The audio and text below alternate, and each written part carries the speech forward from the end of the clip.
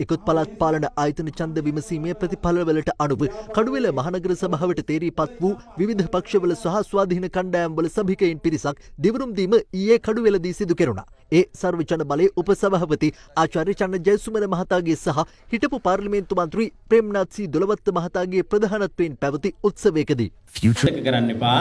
මේ රටේ දේශපාලන ඉතිහාසයේ ඊටාම නරකම වෙලාවක තමයි අපි ඉන්නේ.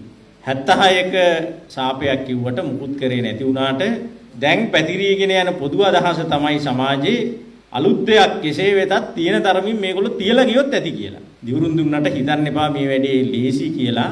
හිටපු മന്ത്രിවරුත් වෙන්ද කරපු දේශපාලනය වගේ කියලා හිතන්න එපා. විවිධ පක්ෂවල අය ඇවිල්ලා එකට තරඟ කරලා තියෙන විශ්වාස නිසා. විශ්වාස පරම ඥාති. අපේ පරම ඥාතිත්වය තමයි විශ්වාසය.